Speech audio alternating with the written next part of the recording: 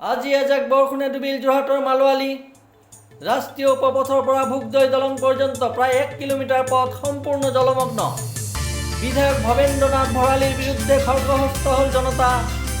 বৰ্তমান তিয় সমষ্টিৰ অন্তৰ্গত পূৰ্ব দেৰগাঁও সমষ্টিৰ অন্তৰ্গত এটি পথে জলাকলা খুৱাইছে ৰাইজক। যোৰহাটৰ মালোৱালি চাৰিআলিৰ পৰা সুদূৰ বাঁহফলা নেউলগাঁৱৰ ৰাইজে অহা যোৱা কৰে এই পথেৰে। দুবাৰকৈ দেৰগাঁও সমষ্টিৰ বিধায়ক ভৱেন্দ্ৰনাথ ভৰালী কাৰ্যভাৰ গ্ৰহণ কৰিলে যদিও কিন্তু উন্নয়ন নহল পথটি। ৰাইজৰ বহু আবেদন নিবেদনৰ পিছতো কাণ সাৰ নাই স্থানীয় বিধায়কগৰাকী। বাৰিষাই হওক বা খৰালিতে ইয়াতো ভুগিছে ৰাইজে।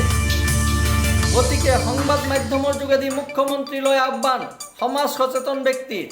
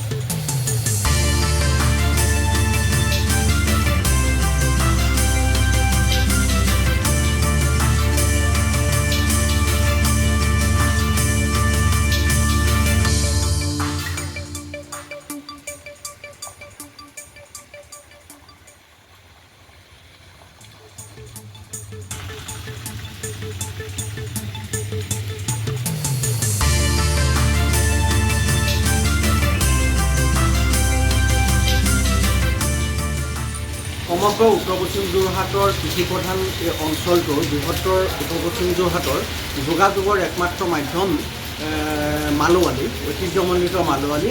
এই মালোৱালি ৰাষ্ট্ৰীয় উপপথ বাইপাছৰ পৰা মালোৱালি দলঙৰ ওচৰলৈকে এই প্ৰায় 1.5 কিলোমিটাৰ পথ আজি বছৰ ধৰি জৰাজীৰ্ণ অৱস্থা। এই ক্ষেত্ৰত পুৰণা দেৰগাঁও সমষ্টিৰ বিধায়কগৰাকীৰ ভূমিকা শূন্য। তেখেতে আজি কাম আৰম্ভ কৰা আজি প্ৰায় 3 বছৰ হ'ল, কিন্তু ৰাস্তাটো শেষ কৰিব পৰা নাই। উত্তৰ পশ্চিম যোৰহাটৰ ৰাইজ আজি অহা যোৱা কৰিবৰ কাৰণে এক দুৰ্ভোগ ভুগিবলগীয়া হৈছে। এই ক্ষেত্ৰত বৰ্তমান তিয় সমষ্টি পুৰণা দেৰগাঁও সমষ্টি দুয়োগৰাকী বিধায়কৰ ভূমিকা শূন্য। বৰ্তমান তিয় সমষ্টিৰ বিধায়িকাগৰাকী তেখেতে শাৰীৰিক অৱস্থা বেয়া কাৰণে জনপ্ৰতিনিধি জনসাধাৰণৰ ওচৰলৈ আহিব নোৱাৰা অৱস্থা। গতিকে দেৰগাঁও বিধানসভা সমষ্টিৰ যিগৰাকী বিধায়ক তেখেতে অসম বিধানসভাত এই উত্তৰ পশ্চিম যোৰহাট অঞ্চললৈ অসম বিধানসভাত 8 মিনিটত গৈ পাবগৈ পৰা এক অৱস্থা বুলি তেখেতে বিধানসভাত বক্তব্য ৰাখিলে। আমি তেখেতৰ প্ৰতি আহ্বান, তেখেতে মালোৱালি আহি 8 মিনিটত উত্তৰ পশ্চিম যোৰহাট গৈ পাই দেখুৱাওক। সেই কথা তেখেতৰ প্ৰতি প্ৰত্যাহ্বান জনালোঁ। আমি আহ্বান জনালোঁ বৰ্তমান চৰকাৰখনৰ প্ৰতি।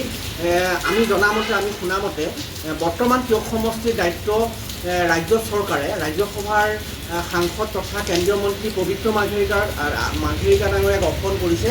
আমি আশা ৰাখিম পবিত্ৰ মাৰ্ঘেৰিটা ডাঙৰীয়া উত্তৰ পশ্চিম যোৰহাটৰ ৰাইজৰ এই দুৰ্দশাৰ বুজ লওক। উত্তৰ পশ্চিম যোৰহাটৰ এই কৃষিপ্ৰধান অঞ্চলটিৰ ৰাইজৰ যি দুৰ্ভোগ ভুগিবলগীয়া হৈছে ইয়াৰ সমাধানৰ বাবে মালোৱালিয়ে 1.5 কিলোমিটাৰ পথ শীঘ্ৰে বনোৱাৰ ব্যৱস্থা কৰক। যোৰহাটৰ পৰা উৎপল দত্তৰ ৰিপৰ্ট, মায়া নিউজ।